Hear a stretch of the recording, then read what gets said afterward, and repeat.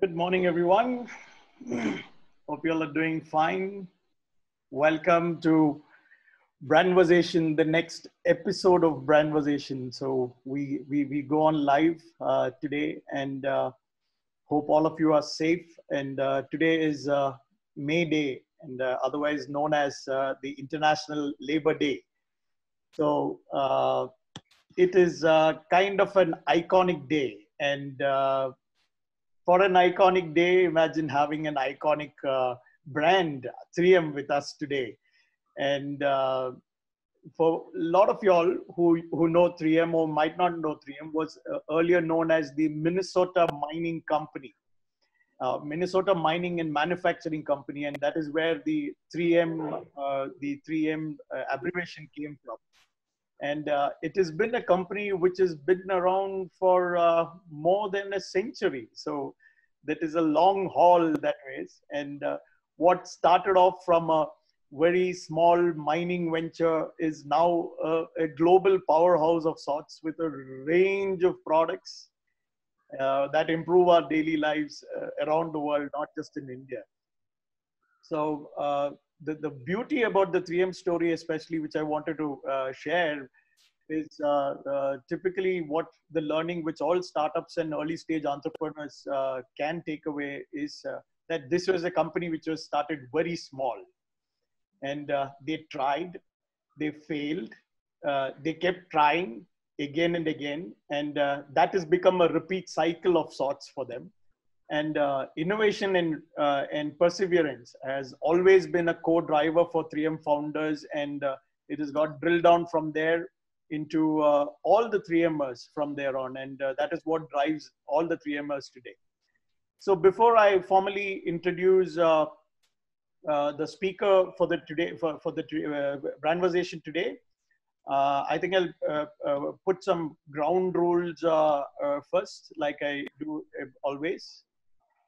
So if you're not following us on or on our social media pages, request you to do so. We are there as Never Too Small to Brand, and all our past episodes are there on our Facebook as well as YouTube channels. So request you to follow us there and see all the past videos. With regard to during the session, I request all of you to mute your mics and disable the video, so it becomes a smooth flow in terms of communication, and there is no lags and delay in video in the communication. Just in case if you drop off in between because of any power outages and stuff like that, we request you to log on back to the same Zoom call link so you can rejoin the conversation. We are also streaming this live on our Facebook pages, so you can go there and see the video with a little lag on our Facebook pages. And whatever questions you have, we will try to cover as much as possible. But the whole idea is to finish it between one and 1/4 of an hour. So we'll try to cover as much as possible. Coming to the speaker for the day, we have Sanjit Satapathy with us today. Sanjit has been a 3Mer for long. He's an executive director managing the consumer business of 3M India. Whatever brands which we could think of in terms of iconic 3M brands, Scotch Brite, Post-it, Scotch Guard, Command, Meguiar's, all of them he has been hands-on, and he has a lot of experience building those brands in India. 22 years with 3M, hands-on, involved in business, organizational management, sales, distribution, marketing, brand development, operations management, business strategy, whatnot. I don't know whether 3M exposes you to all these things purposely, but it's a beautiful portfolio, beautiful experience, and we are so happy to have you here today. And before Ravi starts off with the question, Sanjit, welcome on Brandversations, and we are glad to have you here today. And thanks for taking time out, especially on a holiday, to be with us here. Thanks, thanks for inviting me. Glad to be here. Good morning to the participants, and looking forward to the conversation. Yeah. I'm a passionate person around brands, so hopefully the next 1 hour or so would be interesting for me too. So looking forward to the conversation. Thanks for having me here. Awesome. So before Ravi starts off on the question, I just wanted to check out this particular aspect, and I wanted to kickstart this 22 years with 3M. And that's like one lifetime with a brand, right? And so I've known Debrati, I've known Ramesh closely through my CI Connects and all that, and some others too. And a lot of y'all spend to be or tend to be spending a lot of time with 3M, like years, like lifetime, which I was telling. So when we are going to talk about brand loyalty, this is a loyalty or at a different tangent altogether, right? And saying like, how do you spend? How do you be loyal to a brand like this? What makes 3M stick? So we'd love to hear from that before we get into the other side of the brand. This is more like the brand loyalty from an employee loyalty perspective. Thanks. Like, the two things. One, you are making it sound as if I'm too old. I'm not that old, man. The second is about seriously. Yeah, this is something which is not unique to me or Deba or Ramesh. You will come across a lot of 3Mers across the world. Working in 3M for 2, 3, and in some cases 4 decades, right? And you are right. It's in a way, like a consumer chooses to buy a particular brand because that brand continues to deliver what it promises. It's like that for an employee as well.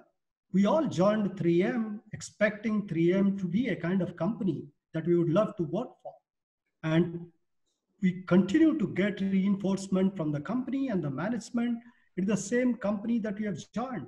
As passionate about, let's say, for example, ethics is one of the things that 3M is known for. It's one of the companies which year after year gets recognized as one of the most ethical companies in the world. And that's a big thing for employees like me. So no, that's one aspect of it. The other aspect which you touched upon as well, 22 years, but I would have handled, probably 10 or 12 responsibilities of various kinds. So you never get bored. You are always on to the next set of things that challenges you, challenges your abilities. And I'm sure that's happening to many other people as well within 3M. So, top couple of points, those are the 2 points in my mind to stick to 3M. And by the way, it's a great company to work for. So that's fascinating. That's fascinating, Sanjit. So maybe another conversation on employer branding itself and what it is to make a brand out of being an employer. So for another time.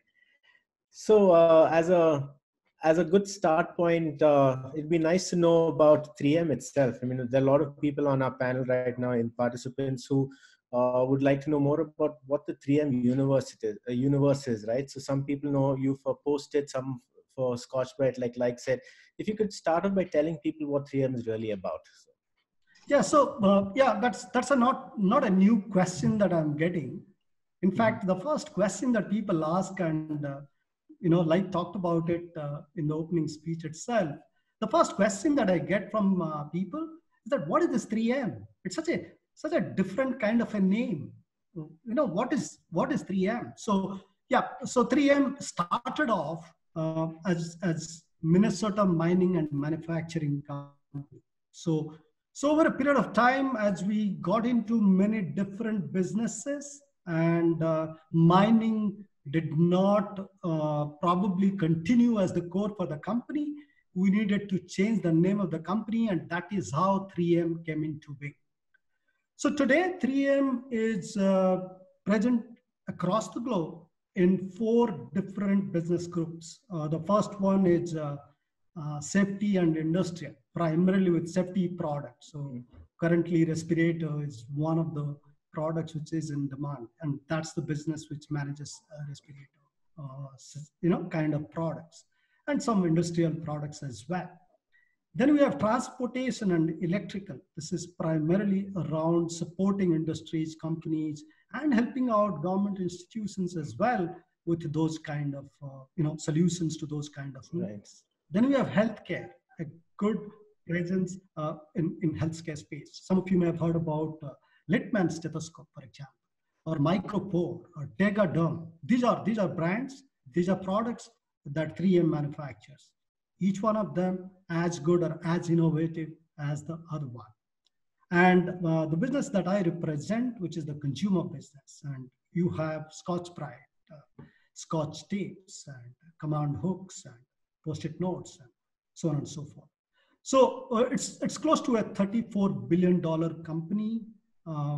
As I was saying, right across almost all the countries in the world, manufacturing facility across the globe, tons of people working in many different functions within 3M.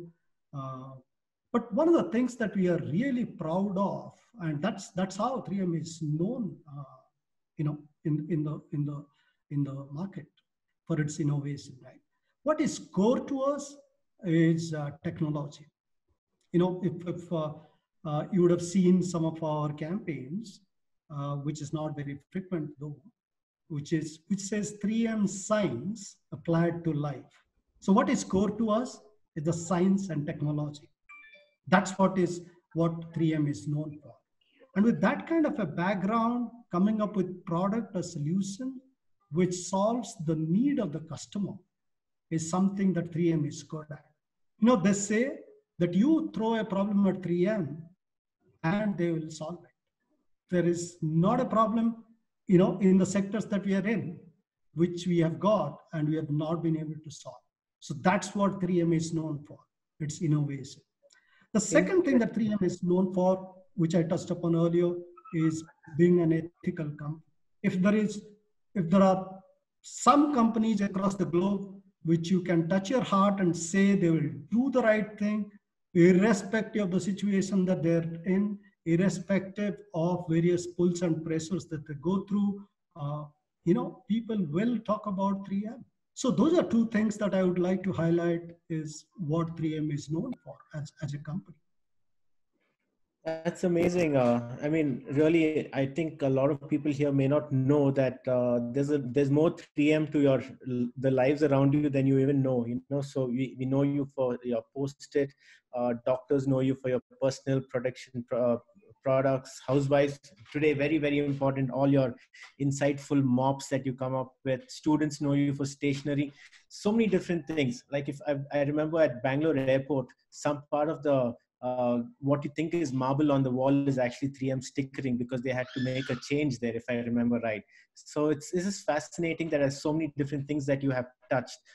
But here's another contradiction, right? So when we come from the school of branding and we say, hey, everyone taught us about branding is about focus, stay focused on one thing, stay focused on one singular purpose, but you all learn so many different things. So I'm sure, what is that one story that holds all of your things together? You touched upon it already a little bit, but if you could just elaborate.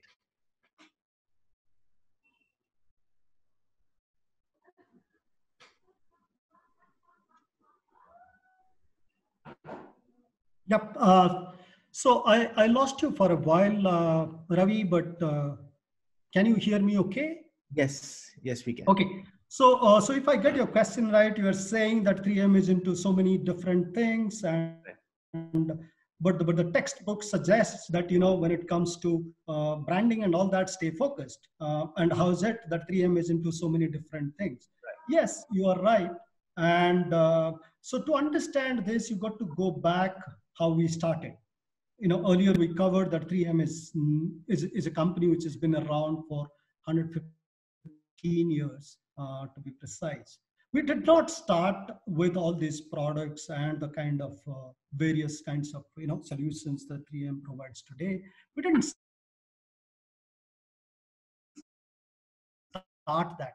Very, very focused, focused way, trying to solve a customer problem in the industrial space. We were trying to come out with products and solutions which can solve the needs of our industrial customers. And that's when we invented the sandpaper. Okay. So that's that product. When it came to that customer and that product, that was the only thing that 3M was doing. So what happened was, technology is core to 3M, and that is how we understand the customer problem a little better and provide a solution which is probably a little more differentiated compared to the competition, we could understand the problems of the industrial customers and provide a bouquet of products to the industrial customers. And that stayed on for a while. Just checking, you guys can hear me okay? It's breaking up a bit, but we're following you. Okay, just let me know in case the broadband today is a little unstable. So just let me know in case you're not being able to hear me. Okay, let me continue. So that's the way it was. So we were trying to solve the problems of our industrial customers for a while. And so your textbook is right. You need to stay focused to solving the problems of the customers which are core to you. But technology being core to 3M, we understood with the technology that we have. I'll give you an example of the non-woven technology, which is, let's say, the scrub pad that you use for cleaning your vessel has an industrial application, right? So when you are looking at that kind of technology, then you say, okay, with this technology, are there some adjacent markets can I look at? And can I solve problems of those customers? And that is how it has been for 3M. So there are two things for 3M. One, identify the customer and understand their problem. Second, understand what you are good at, which in our case is technology, and see whether you can provide a solution to that customer segment. So over a period of time, from a single product focused industrial customer centric organization became the big company that it is today. But the journey is what we need to recognize rather than the end point saying that, okay, now 3M is into many different segments catering to the requirement of many different consumers. So if you are starting off, then it is important for you to recognize how 3M started off, or how a company of that kind started off, a successful company started off, and what did they do along the way to be as successful as 3M has been. Okay. So that brings me to the next question, because there are a lot of people here who have this thing about at what point do I scale up?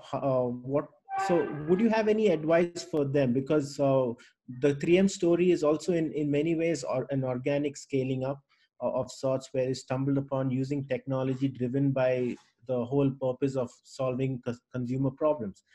What is your advice to many young startups on how to go about achieving scale?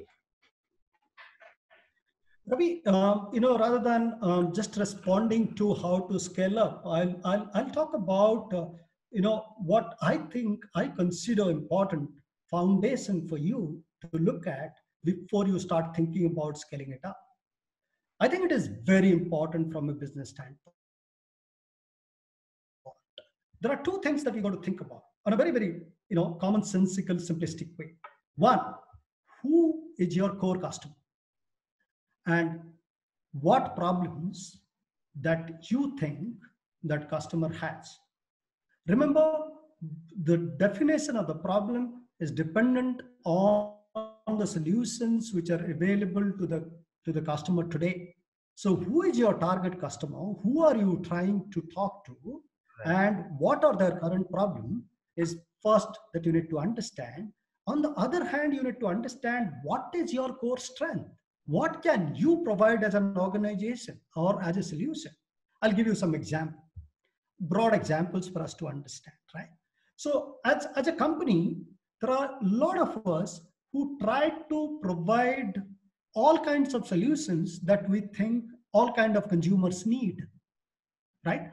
So that kind of an approach over a period of time doesn't work out because you tend to look at many different things, and that doesn't help you to focus on things that you think you can be differentiated compared to the other solutions which are available to the customers, right?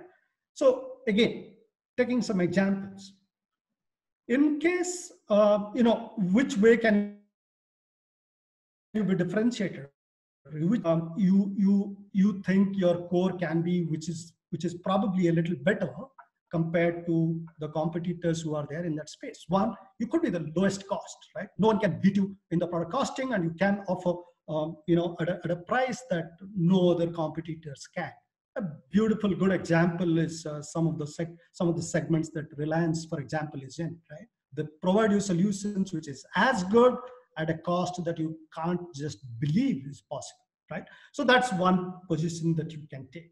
Second, differentiated product. No one else can give that product as good as I can. Typical 3M kind of a proposition, right? A product which is differentiated, a product which is a little better compared to what the competitors give you. So hence solves the customer problem a little better and a little longer compared to what the other competitors provide you. The third could be, you could be giving the service which is the best, right? You reach the customer the fastest, the customer doesn't have to hold a lot of inventory, and you probably, whenever he or she needs it, you are there, and they don't run out of the stocks as far as you are concerned. So the go-to-market model that you have, or the service that you have, becomes an important thing, that if you think it's a differentiated one, that's one thing that you need to focus on. So on and so forth. There are 3 more things that you can talk about. So figure out what is core to you. And the core to you would depend on what the competitors are being able to provide, hence what is good for you to look at. And second, who is your target customer and what are their pain points. Once you marry this, then the solution works out. Yeah. So that's when the customer starts appreciating the solution that you are providing. Once you have established yourself, that's when you think about scaling it up. That's when you start thinking about getting into adjacencies. And many of us, especially early in our business, make the mistake of trying to scale up too soon, or trying to get into adjacencies too soon. In my book, these are the 2 things that you got to be sure of before you can thinking of scaling up or getting into adjacencies.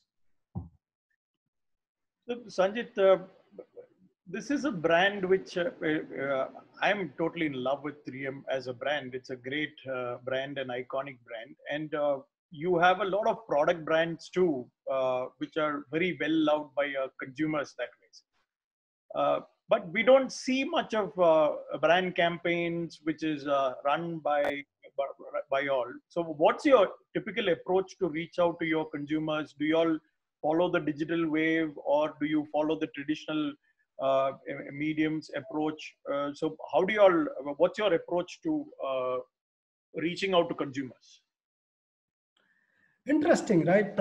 Because as I was talking about earlier, so you got to be meaningful to your target consumer.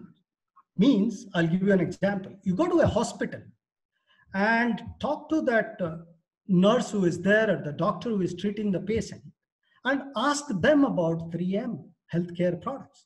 Probably the kind of response that you will get will be far better in terms of awareness and the solutions that 3M provides compared to, let's say, a housewife about healthcare products, right? So once you define your TG like 3M has, we have many different ways by which we reach out to our target consumers in a way which is relevant for the target consumer.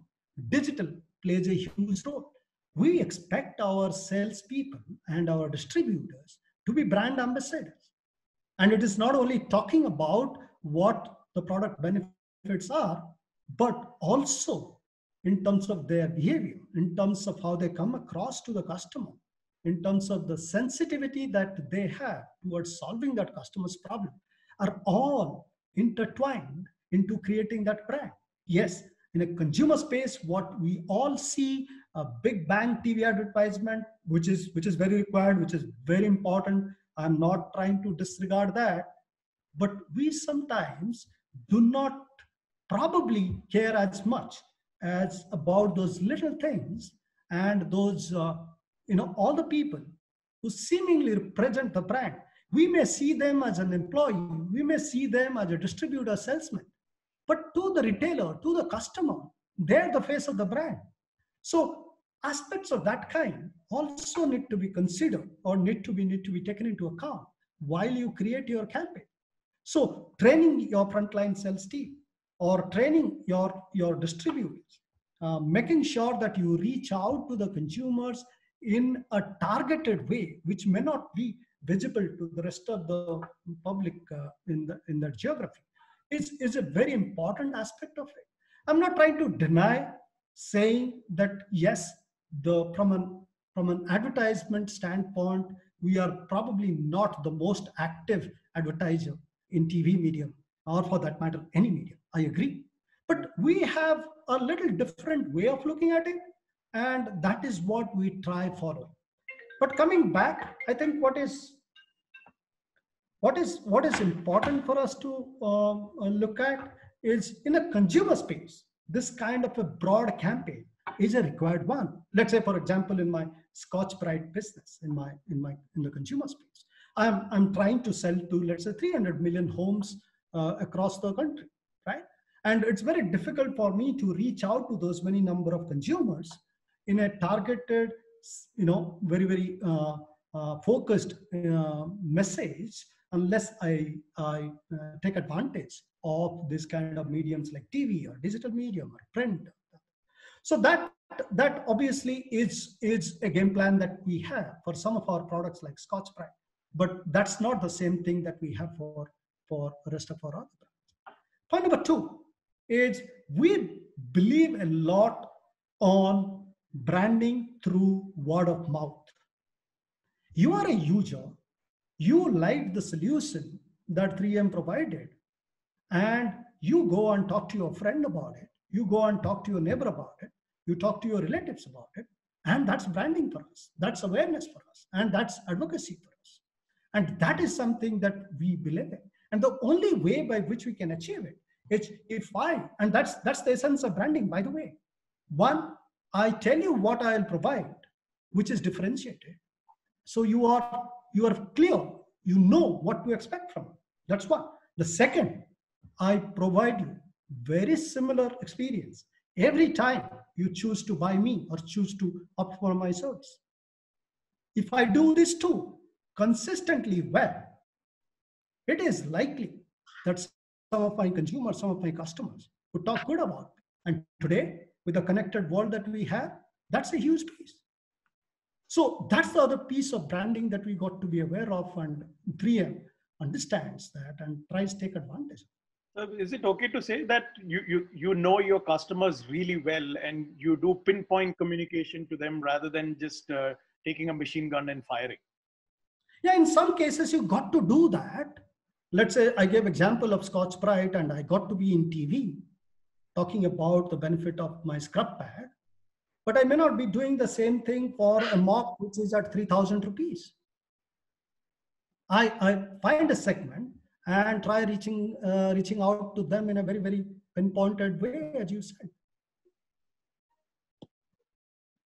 There has been a certain methodology which I hear about in 3M about that you develop or you don't, the life of a product or a brand is only for 3 years and then you come up with the next product or stuff like that. So is there a thought process behind it? And I'm also parallelly picking up questions from the chat window where people are asking, saying that, okay, is there examples in this process where you have failed?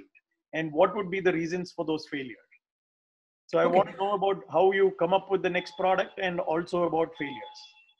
Yeah, so one is that we every 3-4 years, we most of the time, we relaunch the product or we change the product. Because according to us, the consumer or the customer need constantly gets evolved over a period of time. So if we continue to sell the same product, probably from a company standpoint, it makes sense. But from a customer standpoint, you will lose your relevance. That is why every 3 or 4 years, the organization challenges its scientists and product developers to come up with product which meets the requirement, which may have changed of the customers of the segment, targeted segment that we are talking about. That's an interesting question, which is, does it mean that we don't have failures? Oh, you bet we have failures. We have tons of failures.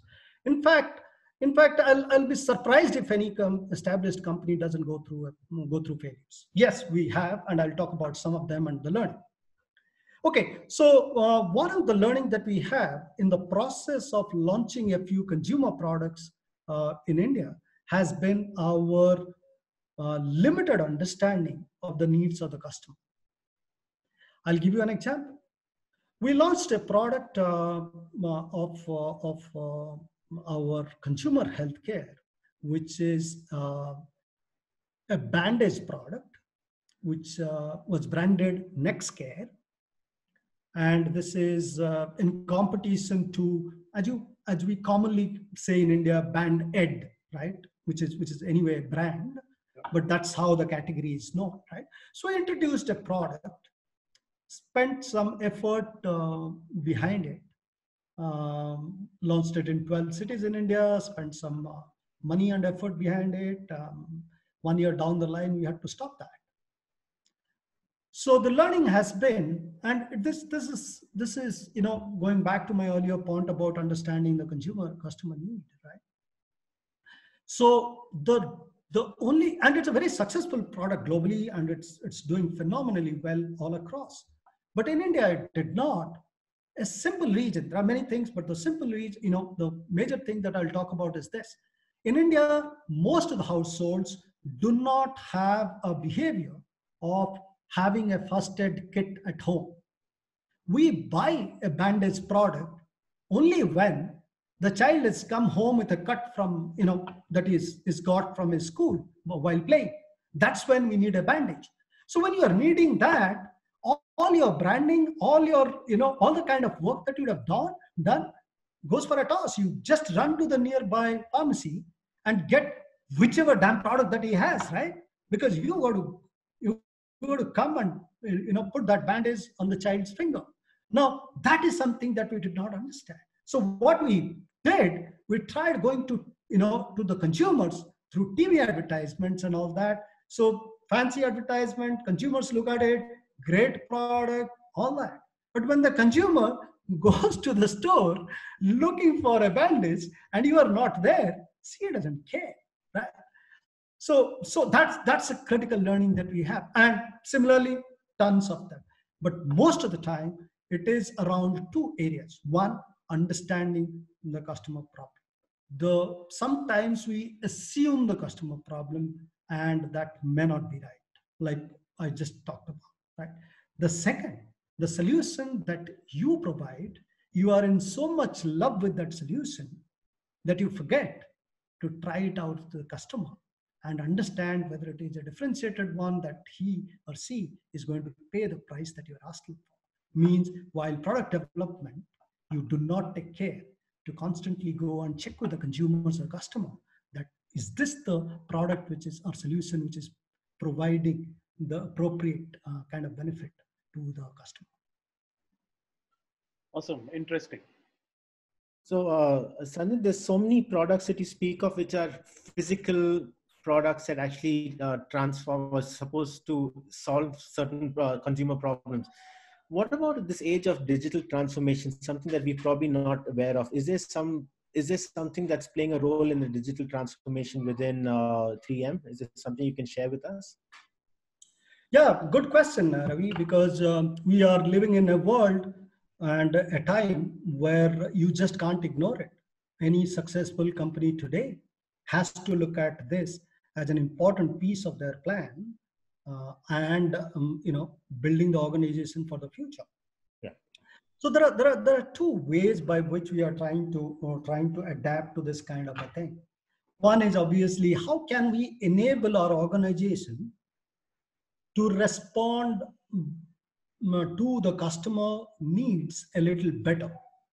When I'm saying customer need, I'm trying to talk about some maybe supply chain needs, maybe understanding the customer need, and while you are trying to understand what the needs that they have, utilizing the digital technological kind of tools by which you understand not only the need but also what are the kind of ecosystem that the customer lives in. So the need that he or she is talking about, does it have a context around it?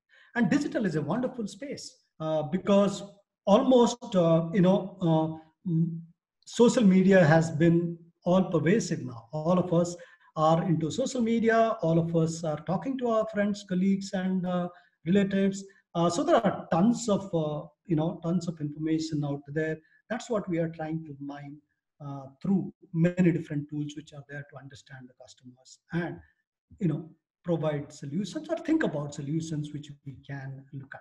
So that's one aspect of it. The other aspect which is becoming very important, whether you are in service business or whether you are in product business, is how do I provide a service which is through the digital means, be it e-commerce, be it you having your transactional website by which you can transact with your customers and take feedback, opinions from your customers on your website.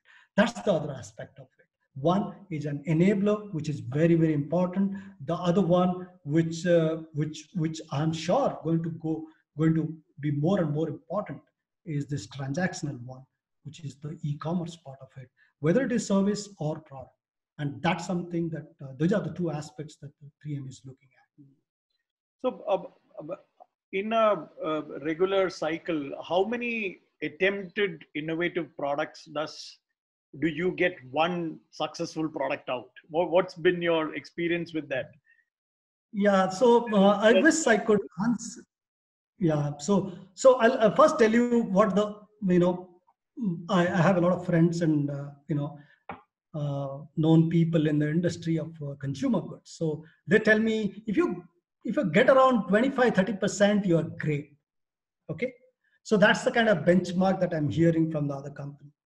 My experience tells me that it is not about what percentage, mind you. I think you sometimes do take a bit of a risk, and it is very important that leap of faith sometimes that you take with that risk factor in your mind is very important. The moment I put a percentage and I go after that percentage, which is, I want to be successful in every new product that I launch, you are taking that risk factor out of the equation. But most of the new products which have succeeded as well as they have had tremendous amount of risk factor associated with it.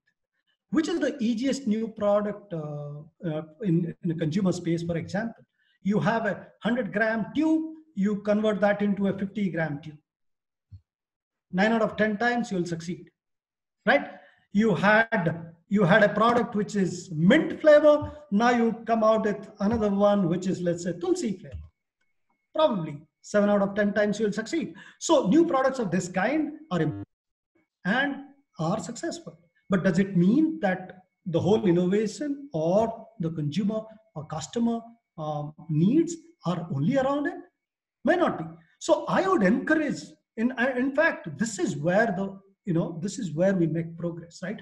When some of us understand that customer problem, which is very different compared to what the competitors are offering, and take that leap of faith to pursue it and provide a solution. So I will not go by a percentage. I would keep a factor of what risk one took and on what basis. Understanding of your customers, understanding your core would be the two things that I would look at.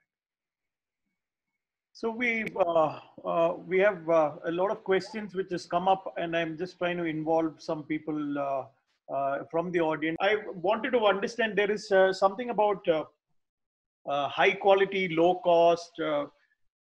Is there a model what you all follow typically? Is there a set rule about you pick up a high quality, low cost or a medium cost kind of a product? Is there a rule book around it in terms of the 4 Ps and 5 Ps or whatever, how many of a number of Ps which you follow? Yeah, the only rule book that we have is the Kotler, right? No, okay. So on a serious note, depends on the kind of category that we are talking about. Yes, there are, I may sound a little, repetitive, but once you understand the segment that you're in, understand the needs that the customers have, you will, in many cases, come out with a pyramid where the needs may be similar, but but they are a little more nuanced than one product for all customers. And that is when you have the requirement of looking at a pyramid of offering differentiated solutions at different price points.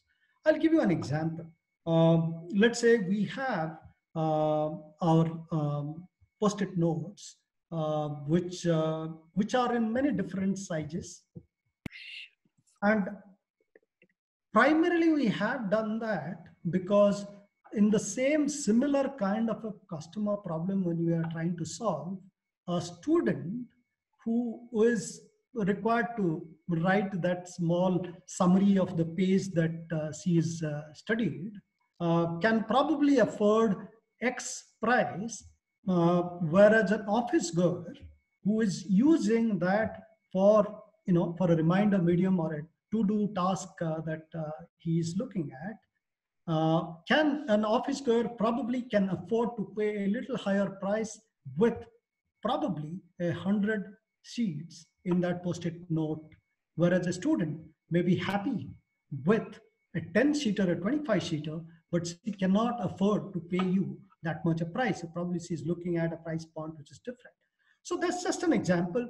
So depending on the kind of market that I just talked about the number of sheets, and similarly you can talk about the quality of product. Let's just covering for an example, right?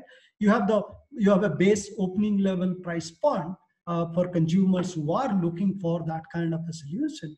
They want the same quality of product, mind you, but they want it in a smaller form or in a form that is a little not as convenient as the regular size or regular product is. So that is when you start thinking those lines.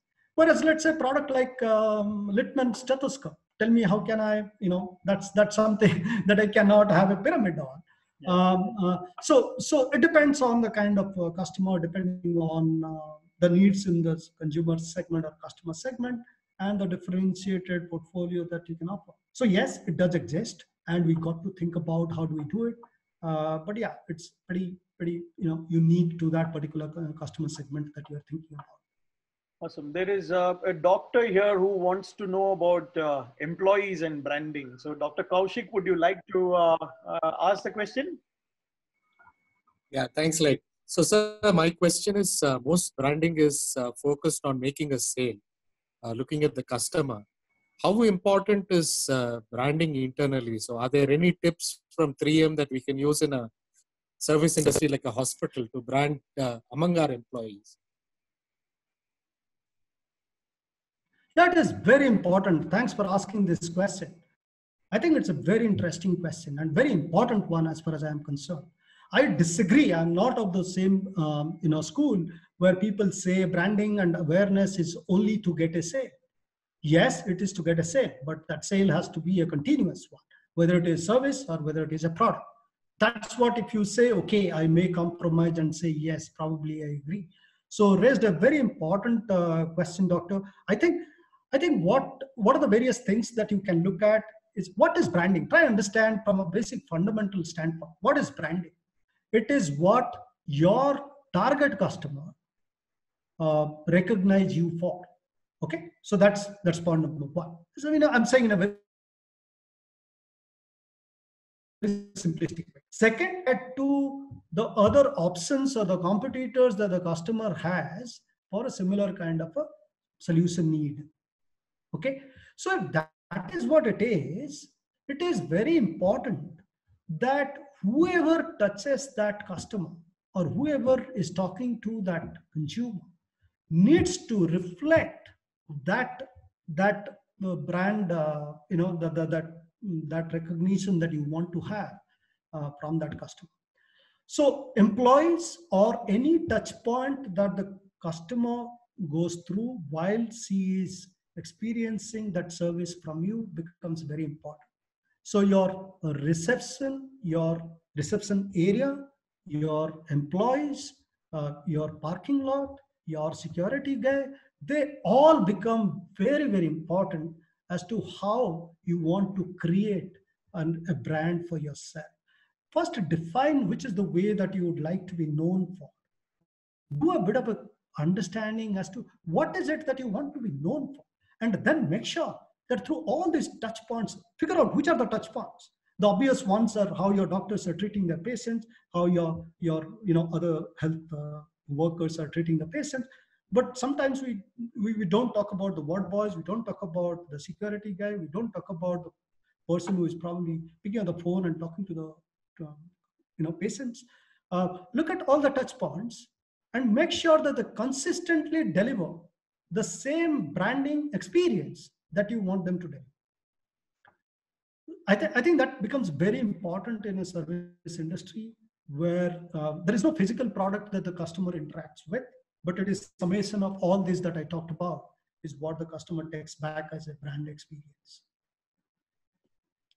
Awesome. So look inward, figure out in terms of who you are as a brand, and then figure out how you want to connect with your employees is the main point, which is there. Yes. So Pratish is back. So Pratish used to be one of the first speakers on the Brandversation series. So Pratish, you want to shoot your question to Mr. Sanjit? Yeah. Yeah, Sanjit, very, very interesting. I mean, of course, the company to look up is definitely 3M. But, just looking at the sheer numbers of patents that you have, 118,000 patents. My God, that's an arsenal that anybody can live a lifetime with. Now, and I know that as of 2019, there were about 4,000 patents. That's like more than, I don't know what, 10 a day? More. How do you do that? I mean, how is it even possible to have 2 innovations in a day, leave alone months? Companies struggle with that. How do you sustain something like that? Because, this is year after year. So, it's very, very critical for us to understand how does a company, progress on something, what is your method? If you could throw some light on that. Yeah, thanks for asking that question. In fact, it's as interesting within 3M as it is outside 3M, especially when you are not involved in that function. But if I can take the liberty of representing the lab team here, so I think there are 3 things that I'll talk about. Okay, the first one is the focus that the company has put on R&D. Year after year, quarter after quarter, whether we had a good quarter or a bad quarter, that X percentage of our sales go for the development of our product or development of our programs in R&D. That goes irrespective of the quarter, irrespective of the year, whatever success that we have had in terms of our top line, bottom line, Wall Street reaction or otherwise. Okay, so that is one. And we are one of the companies at a global level. We are one of the highest in terms of spending close to around 4-5% of our sales on R&D on a continuous basis. The second, I earlier touched upon this point, saying that if you ask me what is core to 3M, what is the core? It is this 3M technology is what is core to 3M. We take a lot of pride saying that we understand technology, we understand science. The job that we 3Mers have, is to adapt that knowledge of science and technology and solve customers' problems. So on one hand, we invest a lot of money on R&D and keep that engine going. The other hand, we are constantly in the lookout for understanding customer problems and then figuring out a solution for it.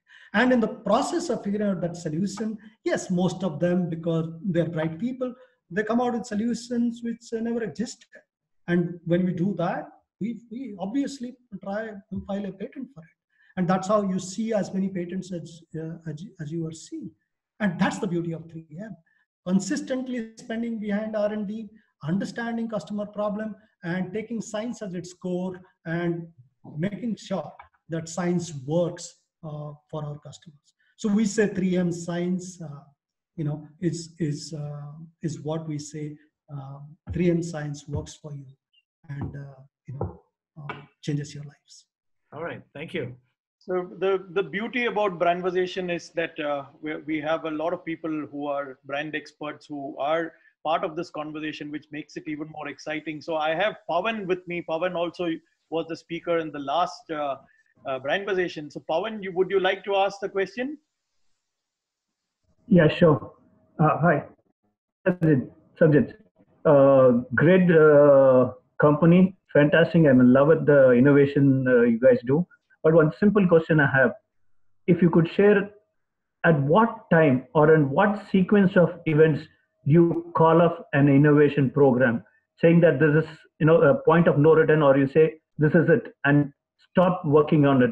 What are those signs or what are those checkposts where you would say this is not going anywhere? How do you recognize that some particular innovation in process is not working and you call off? Thanks, Pawan. Good question. So the question is, are there any checks and balances that we have in the process by which we know which are the attempts that we are taking goes through the funnel or gets killed in the process itself? As you can understand, with the kind of a company that we are, those many innovative products coming out of the funnel, we have a very strong process to make sure that the product which comes out of the process most of the time meets the requirement of the customer and solves that problem that the customer would have talked about. So we have a 5-gate process. We call it a gate process because each one, the team needs to come and talk to some of the subject matter experts and take their opinion and alignment before they move to the next phase.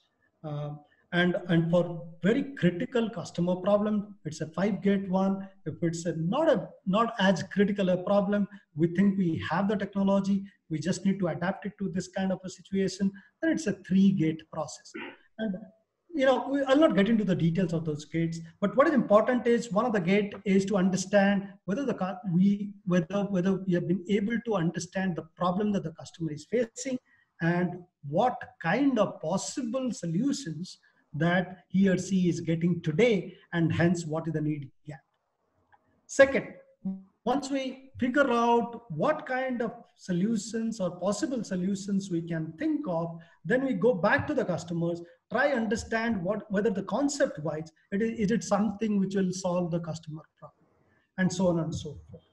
And the last one is whether we have a good business case going forward with that kind of commercializing that kind of a solution.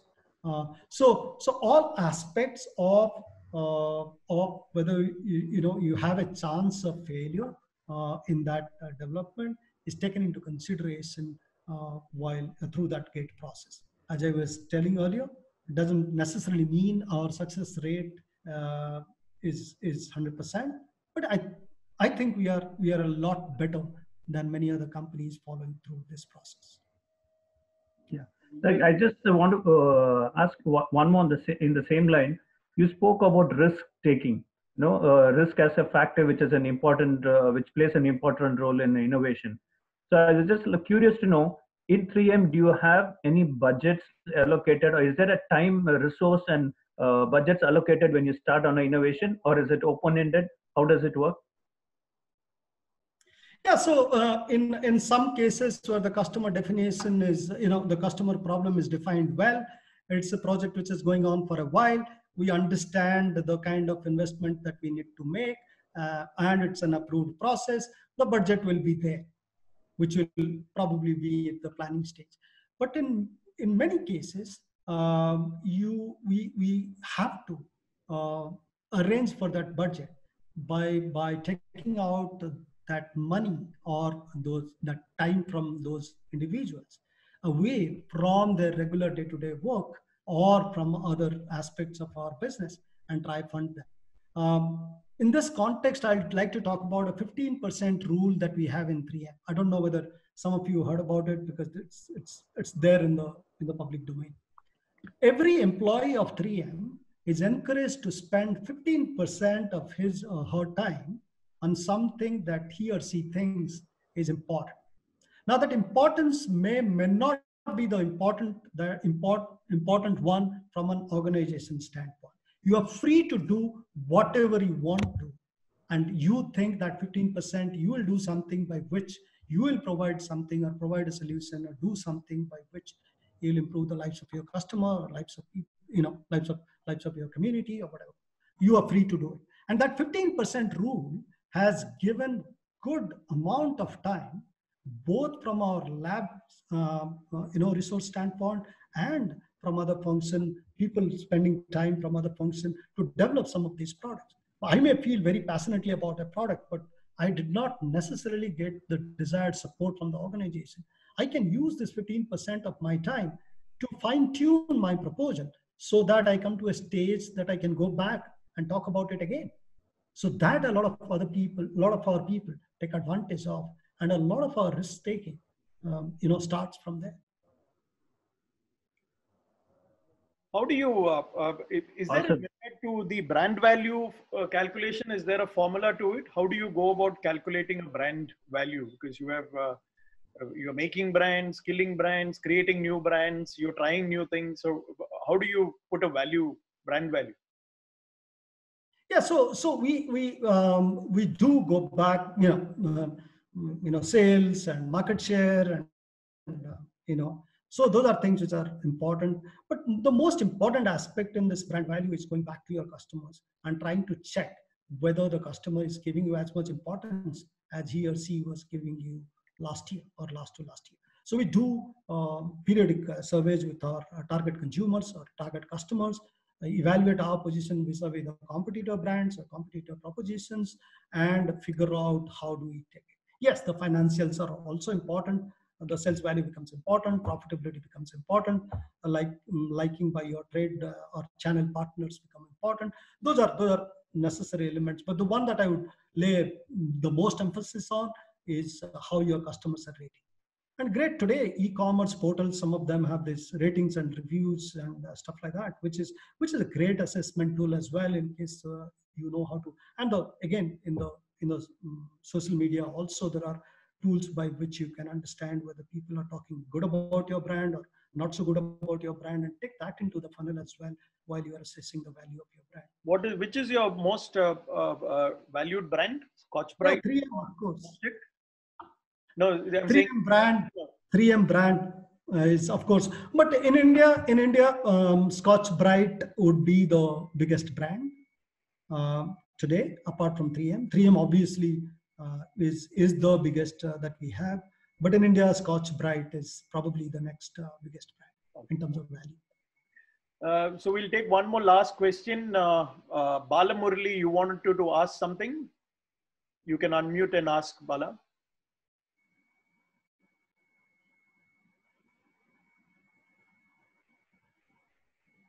Bala, are you there?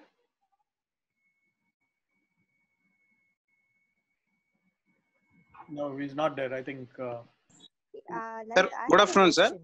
Yeah, go on. Sir, it's very nice to speak to you, sir. Sir, one thing I am surprised with 3M, there is a lot of innovations and lot of products you're giving to customers, sir. How will you find out what is the market share, market size, and market share? How will you identify for every product, sir? That thing I need to know, sir. Thank you.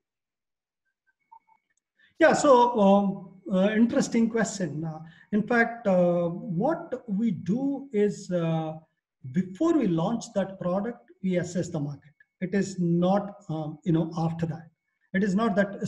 So in the funnel, the assessment of the market and how big is the size of the market and what are the competitive position and all that is done before we venture out, in developing a product. But yeah, from time to time, we got to reassess and understand whether the assumptions that we have taken or the estimates that we had is appropriate or not. And there are many different ways that we can do it, right? For example, in a consumer market, you know who are your customers. You may decide, okay, my customer segment is, let's say, I'm just taking a specific example. So we have something called, earlier we used to have, now it's changed a little, but let me stick to the earlier one. Probably you would have heard about it. We say socioeconomic classification A means people who are well off in the society, those families I'll sell, and in the 10 cities, in the top 10 cities of the country. If that's the kind of a target segment that I'm talking about, I already have some bit of information as to how big that market size is. And probably through my estimation exercise or some syndicated data, I would understand what kind of sales value that I am getting versus my competitors. If I do not get, I take an estimate by talking to my trade partner, channel partner, or do some simple consumer visit, home visit, to understand how you are doing. So at the end of the day, it's just an estimate in a consumer market. Yeah, when you go to industrial and all that, well, it is easy because you know the number of customers, you talk to the customers, you know the real value. So that's how you do it. In case you have anything specific, I can delve deeper into it. But at a broader level, we take estimates of share and all that this way that I just talked about. Sir, I need some tips to how to find out the how much consumers are there like that. I need some tips for my business, sir. Yeah, so yeah, I think that's a good starting point. Some general workouts. What are some homeworks I need to do? Yeah, so first understand how will you define your target customer. Sometimes what we do, we take the entire population or entire number of households as our target consumers. I think that's the first thing that you should do. So as I was just telling you as an example, do I want to reach out to all the consumers in India, or I want to restrict myself to only some pocket of the country or some pocket of a particular city or a particular kind of, so that is one way. The second, within that city or within that geography that I'm talking about, will I or am I planning to reach out to all of them, or there is a particular number of people or kind of people that I'm trying to reach out? If there is a particular kind of people that I'm reaching out or trying to reach out, can I put an estimate to it? If there is no syndicated data available, or you do not have resources by which you can understand this, take a best guess. That will at least be better than not having anything. Take a best guess. Do a small study of you personally going and checking it out, understanding whether what you estimated is right or wrong, and keep doing it from time to time to understand how big it is. And so my recommendation would be, first understand who is your target customers and how many of them are there. Second, how often do they use it? If it is a product which is used monthly or once a quarter or whatever, if you do not have an understanding, have an understanding. Visit some customer's place or consumer homes, whatever the products that you have, and try understand how often it is to be used. And then you are in a process of, then you know the size of the market that you're looking at. Awesome. So, Sanjit, I think we would like to stick to an hour's framework. So there are a lot of questions, but I'm skipping some of them, and because we would like to keep the conversation around 1 hour and not drag it too much. And so I thank you so much for taking time out and coming in today to be part of the Brandversation. And whoever your question is not answered, feel free to write to us. We will send it to Sanjit and maybe ask him to reply to you after that, or post it on our Facebook live feed. So we will figure out how to give you answers around the same questions. But sorry if we couldn't cover your questions. So thank you so much, Sanjit. It was a pleasure having you here with us. Very insightful. You demystified what 3M is to an extent to all of us. We could understand what goes behind 3M and development of products. So thank you so much for taking time out.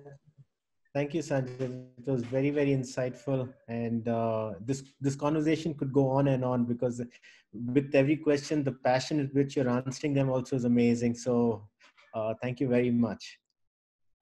Thanks, Ravi. Thanks for the opportunity, and wish you the best, and wish your participant all the very best. Stay safe and stay good. Stay positive.